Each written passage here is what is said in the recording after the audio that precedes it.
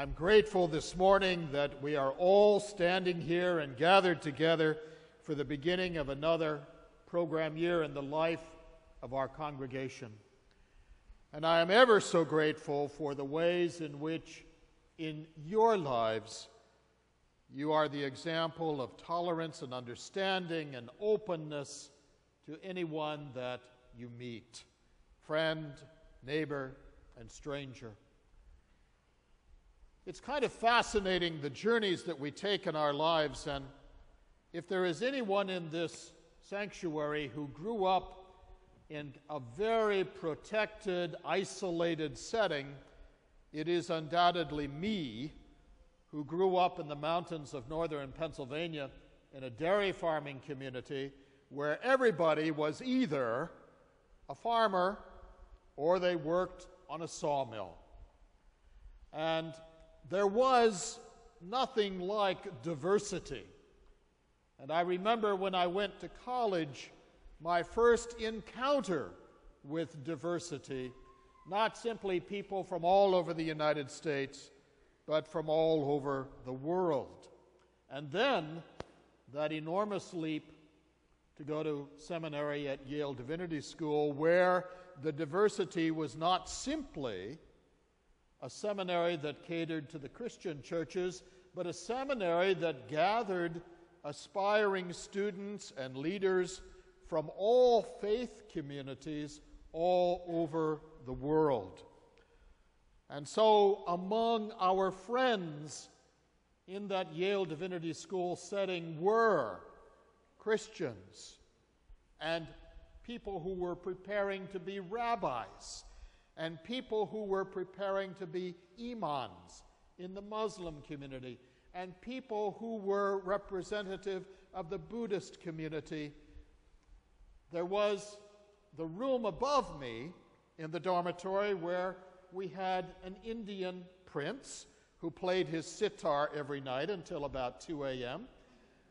He was obviously preparing his spirit by studying in an ecumenical and interfaith setting, all among friends.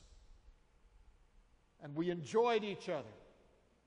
And in the words of Les's song, we laughed together, and we played games together, and we traveled together, we studied together, we took Christian art tours together, we went to museums together, and we knew each other as brothers and sisters.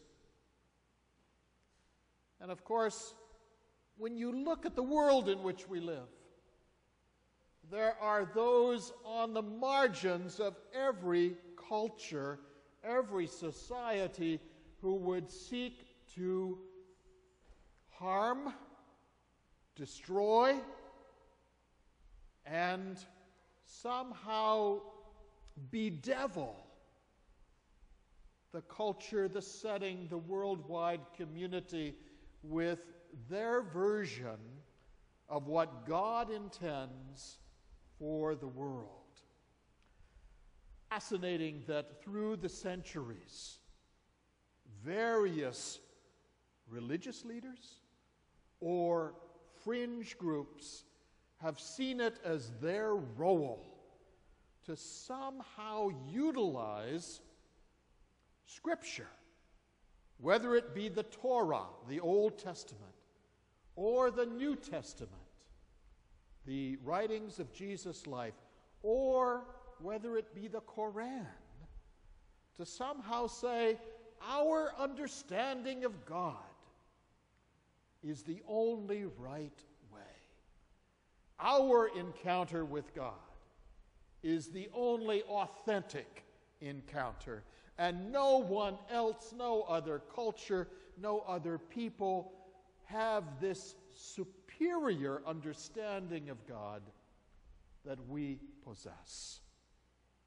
We are all on a journey together. And the gift of the writings of human civilization that point to and try to describe God are a gift for all humanity. In my case, the Christian gospel speaks to my heart and transforms my life. The example of Jesus, his way, his style, his gifts, all point, I believe, in an authentic way to the God that I cherish. There are others, though, in other settings. And having been to Japan and in some of the Buddhist temples, I've encountered the deep devotion that Buddhist monks have for the same God.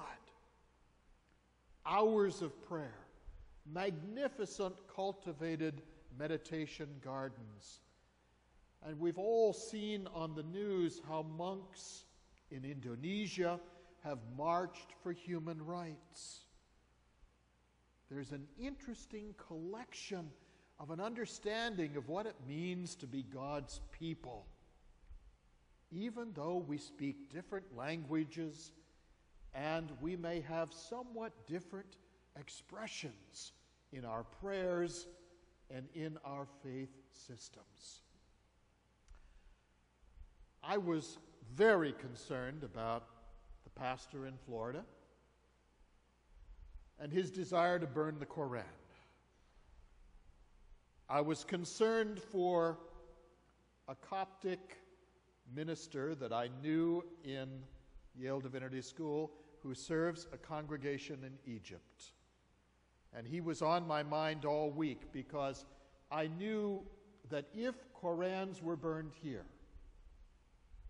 that Christian communities in the Islamic world would be the first to receive the backlash, the hatred that would be in response to the American congregation burning Korans. He and his Coptic Christian congregation in Egypt would be in jeopardy. I was also concerned because I felt deeply that for a Christian minister to do something like this was an incredible provocation.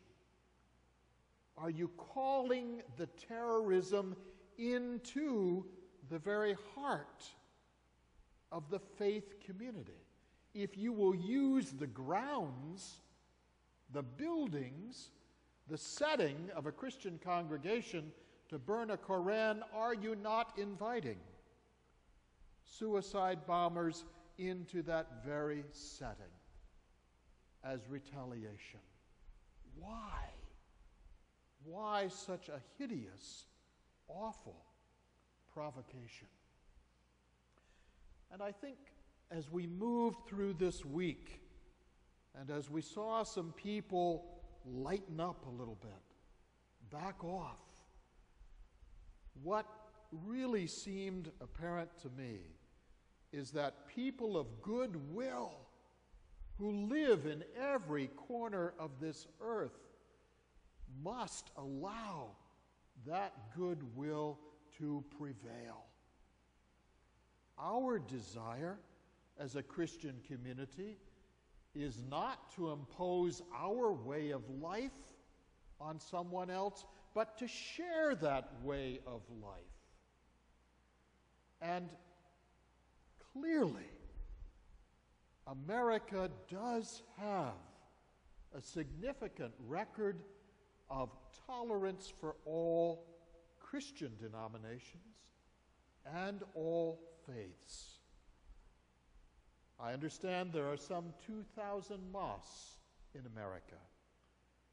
I would challenge the whole world to be that open, that inviting of all faith communities. I would challenge Saudi Arabia to being open to allowing 2,000 Christian congregations, Jewish congregations, to exist in their geography. Because